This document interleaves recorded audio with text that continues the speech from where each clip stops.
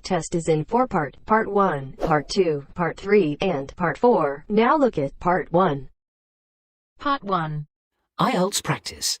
Questions 1 to 6. You will hear a telephone conversation about studying abroad. You should answer the questions as you listen because you will not hear the recording a second time. First, you have some time to look at questions 1 to 6.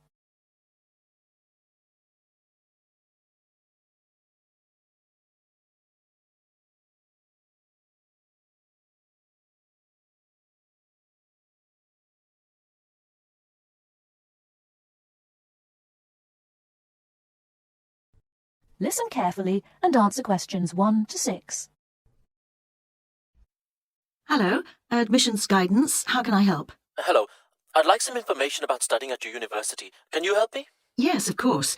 What course are you interested in applying for? International business. I already have a first degree from a university in my country. Fine. So you'd want to do a master's level course? Yes, that's right. Okay. We offer an MIB course. That's a 12-month full-time course. I can send you details of that course, or you can download a PDF file from our website. Could you put it in the post, please? I don't have access to the internet at the moment. Could you tell me what qualifications I need for that course? Yes, for the MIB, you need a first degree. The minimum qualification is a 2-1 or a first. Okay. And in English language, you need a score of 7 or above in Ielts. That's not a problem. I have a 9. That's fine. Could you tell me the course hours and the semester dates, please? Yes, there's a total of 10 hours of lectures, seminars and tutorials a week, and there's an extended stay abroad at the beginning of the second semester. That involves spending a month at the national head office of a multinational corporation. Okay. And the semester dates are... just a moment. Okay, the first semester starts on the 27th of September and ends on the 22nd of January, and the second semester runs from the 7th of February to the 27th of May. Can you tell me a bit more about the actual course content? Well, I don't know much about the course personally. I'm an admissions officer, but I can read the course description for you if you like. If you need to know more about the academic side, you'll need to speak to the course tutor. Thanks. I'd be very grateful if you could tell me as much as possible now. I'll just read the main points. It involves the advanced study of international organisations, their management and their changing external context. Students develop their ability to apply knowledge and understanding of international business to complex issues, both systematically and creatively, to improve business practice. Thank you very much. You're welcome. Now, if you could give me your name and address, I'll have full details of postgraduate courses sent to you. Okay. My name is Javed Iqbal. Before you hear the rest of the conversation, you have some time to look at questions 7 to 10.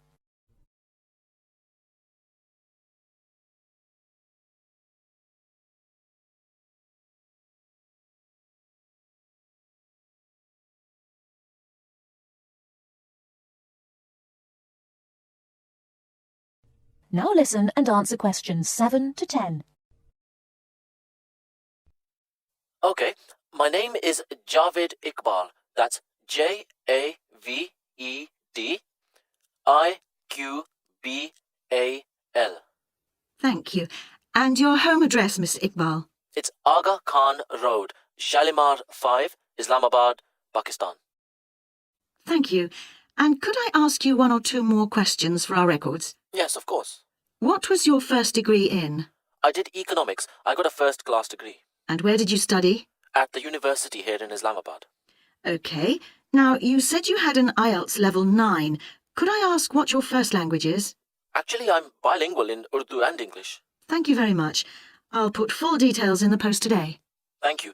And thanks for all the information. Not at all, Mr. Iqbal. Thank you for calling. That is the end of Part 1. You now have half a minute to check your answers.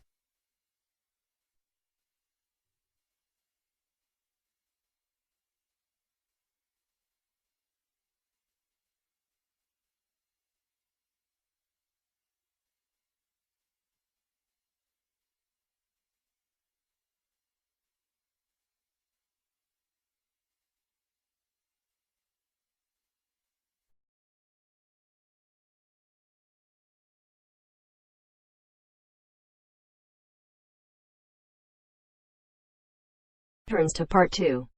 Part 2. First, you have some time to look at questions 11 to 15.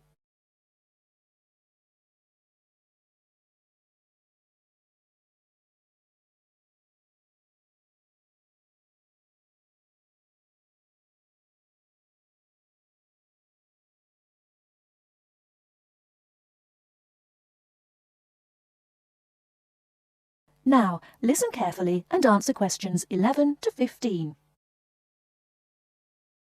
The Airbus A380 is a revolution in aircraft technology. Today I have as my guest Mr. James Carr, who worked on the project. Mr. Carr, when did you start working on the Airbus A380? I started working on the A380 project at the beginning of 2003, about a year after the first real construction began, although work on the plane began in 2000. Can you tell us something about the plane? It is the biggest passenger jet in the world, with a capacity of 550 to 600 seats. It is over 24 metres high and has a wingspan of around 80 metres. It has 20 wheels and weighs 421 tonnes without passengers, and has a range of 14,800 kilometres. What exactly did your job involve? Were you working on the fuselage? No, I was working on the wing assembly at Broughton in North Wales.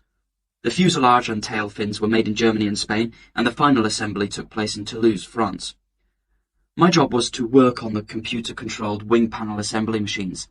These wing panels are not just sheets of metal, but have reinforcing stringers, which are long pieces of metal running along their length. The stringers are needed for strength. For the A380, Airbus invested heavily in automated machinery to fit these. The wing panel assembly machines cost around $12 million each, and there are now 6 of them.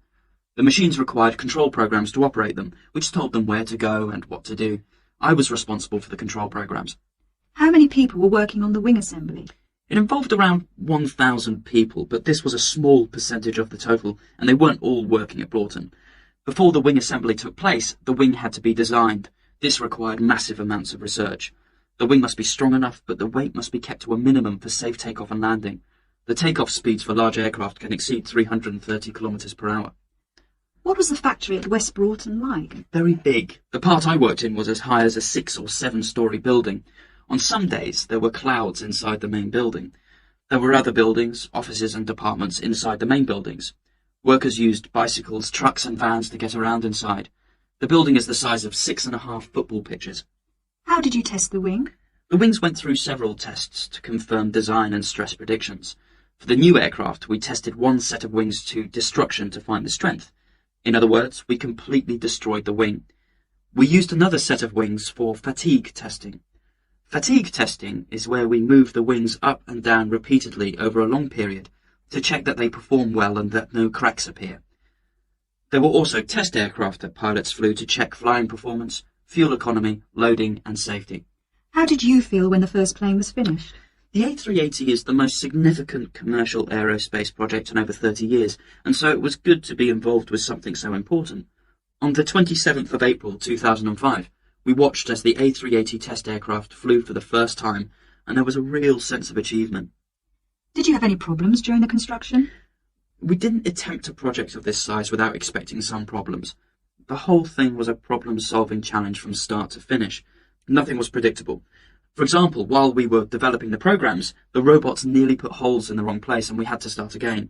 All these problems cost the company millions of dollars along the way. How much did the whole project cost? I would guess it cost around £8.4 billion or 12.6 billion euros. Thanks for talking to us, Mr. Carr. Not at all.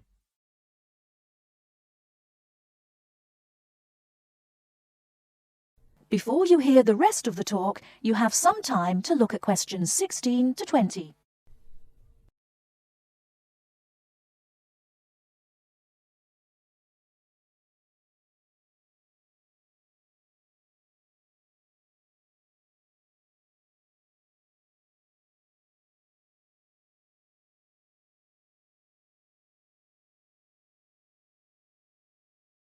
Now listen and answer questions 16 to 20.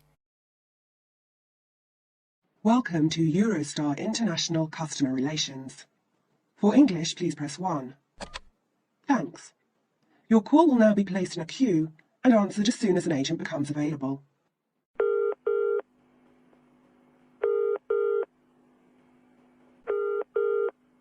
Which journey would you like to make? London to Paris, return. And what is your date of travel, please? The 21st of March, coming back on the 6th of April. What time of day would you like to travel? Around midday is best for me. There is one departing at 12:09 from Waterloo Station. Pardon? Could you repeat that, please? 12:09. 9 minutes past 12. Yes, 9 minutes past 12. gets to Paris at 15:59. Right. I need to check the times of the trains coming back as well on the 6th of April. The latest I can get back to Waterloo is 9:15 p.m. What's the last one I could catch to get back by 9:15? How about if you arrive at 21:53? Is that okay? I think that would be too late because the last bus is at 9:30. Could you give me the one before that, please? Yes, I'll give you that. 1919 from Paris arrives London at 20:54. Sorry, what time was that from Paris? 1919. 19 minutes past 7. Sorry, I'm getting a bit mixed up. Could you run that by me again? Yes, of course. The train departs from Paris at 1919 and it arrives in London at 20:54. Got that. That will be fine. I'll need 2 tickets. Can we get a discount with our I6 student cards? Yes, of course. If you're under 26, you can get a discount making the price £59 for the round trip. I'm afraid I didn't quite catch that. Could you say it again? £59 for each return ticket, subject to availability. All right. Well, please could you book those now? Yes. How would you like to pay? I'll pay with my Visa card. Could you give me the name on the card and the number, please? The name is M. Kumada, Kumada. The number is 492989357321. Can I repeat that back to you? M. Kumada, 492989357321. That's correct. And what's the expiry date on the card? It's 0707. 0707. Thank you, that's fine. Would you like the tickets to be sent by post, or will you pick them up at the check-in at Waterloo? We'll pick them up at the check-in. Please remember to bring proof of your age with you when you travel. Just one more thing, please. I am from Japan, and my friend is Chinese. Do we need visas to travel in Europe? I'm afraid I don't know. You'll need to contact the embassies of the countries you're going to. All of them? Oh dear. Thank you for your call. Goodbye. Goodbye. That is the end of part 2. You now have half a minute to check your answers.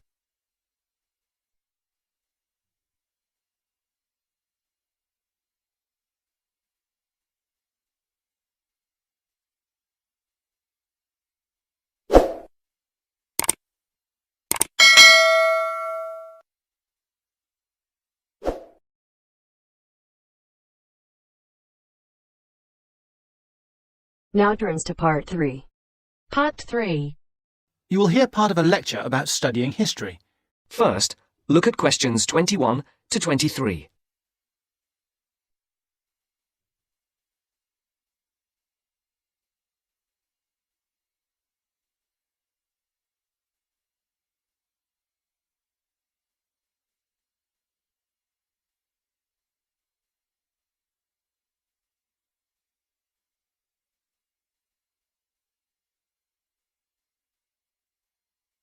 As you listen, answer the questions. Good morning, everybody.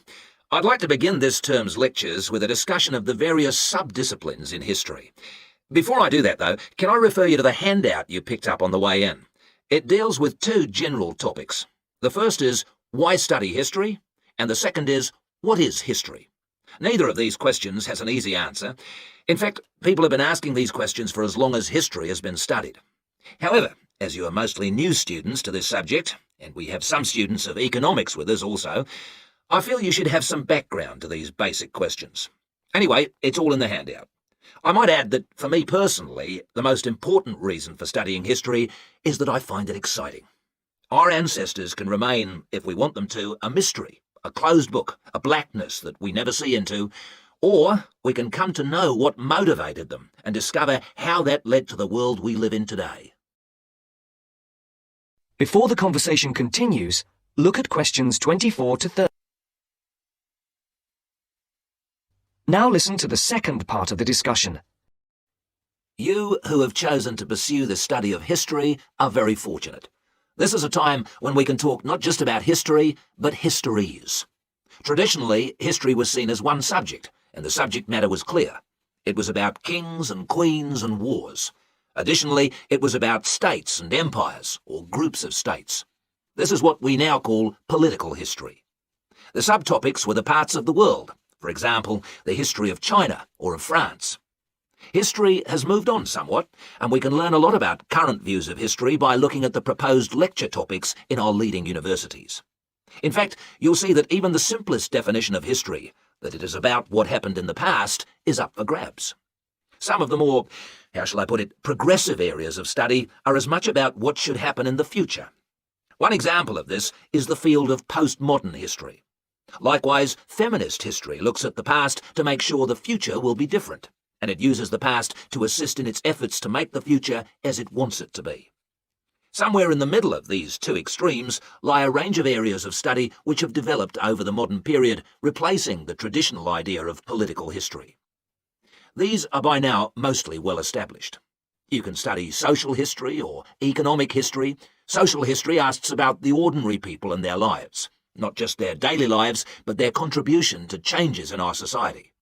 Ordinary people have desires and wishes which they try to put into effect, and this has a massive effect on social development which was not fully understood in the traditional study of history.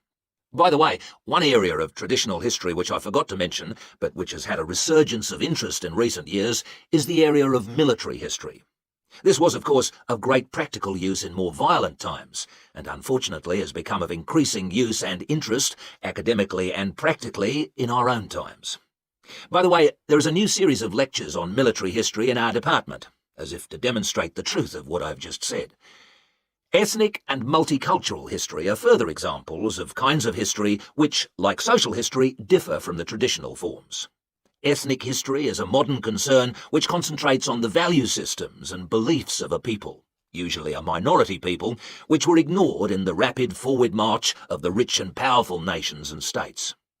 How various ethnic groups live together and how their traditions change and develop is the subject of its contemporary cousin, multicultural history. In sum, as I said, you are fortunate to have such a wide choice of things to study in the fields of history. Choose wisely. And finally, it only remains for me to wish you good luck in your studies. That is the end of part 3. You now have half a minute to check your answers.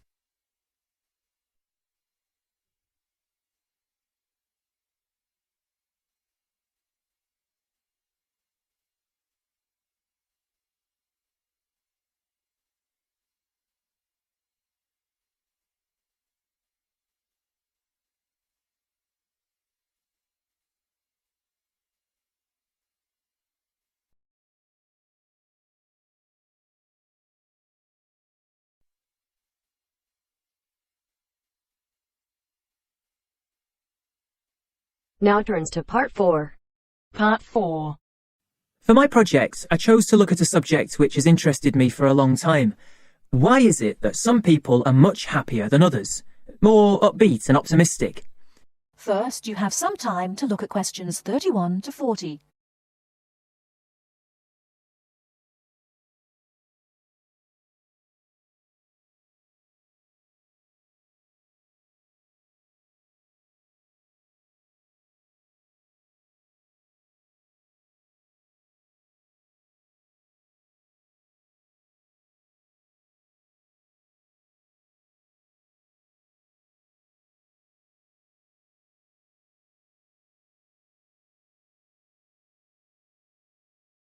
Now, listen carefully and answer questions 31 to 40.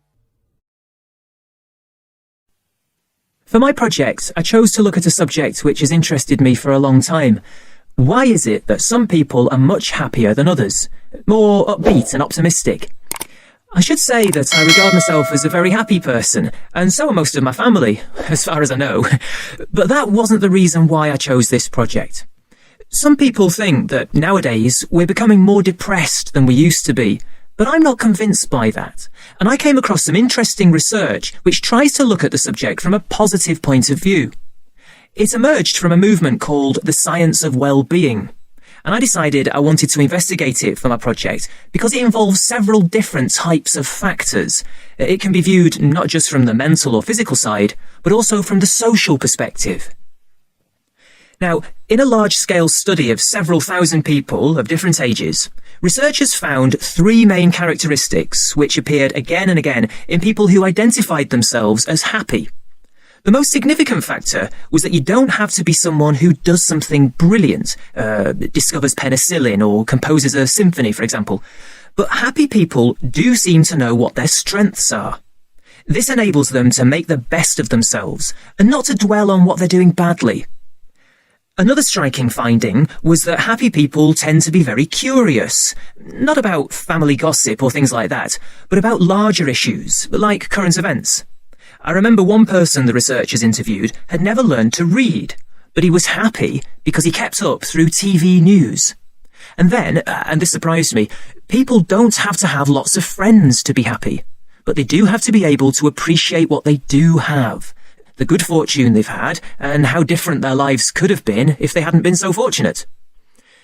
Turning now to what the research says should be avoided if people are going to stay happy. The three things that stand out are as follows.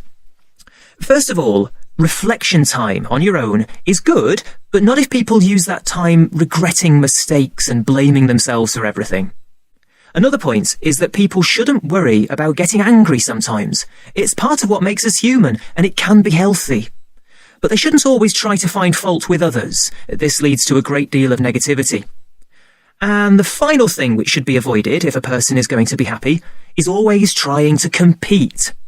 Of course, it can be fun to try to beat another person in a game, but not if this becomes your only aim. It's much better to enjoy taking part in the game rather than being obsessive about winning it. Now, I've tried to do a lot of reading on the subject of well-being research, and I have to say, it does have its critics. It's widely accepted that this positive approach does help us understand what happiness is and why some people are very unhappy. However, this has been dealt with many times before. The critics basically say that it's the old science under a new name, with only very small changes in approach. Well, that might be the case. It may bring us very little closer to finding out exactly how our brains work, but I think that sometimes even a very small change in perspective can bring real and long-lasting benefits. Above all, I feel that well-being research might help us to move away from simply prescribing drugs for depression. It helps us to explore alternative ways of dealing with unhappiness. I'd like to finish my short presentation by mentioning one of the people who was interviewed by the research team. Ada Clark is exactly 100 years old and still going strong, still giving piano recitals in her local town. She regards herself as a very happy person, and that this positive spirit has kept her healthy over her long life. But the reason I'm mentioning her now is because not one of the factors she says makes her happy is on the list I mentioned before. Every human life is unique, and we cannot guarantee what will make each one of us happy. That is the end of part 4. You now have half a minute to check your answers.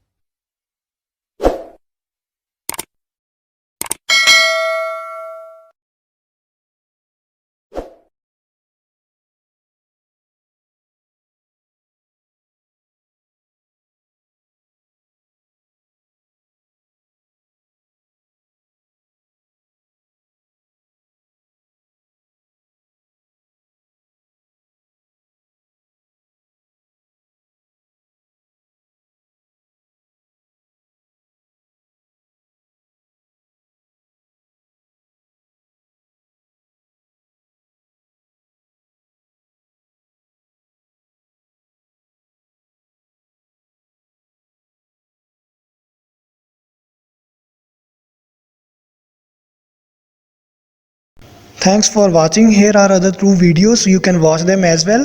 And if you haven't yet subscribed my channel, please subscribe it and hit the bell icon for my upcoming videos, and share these all videos among your friends.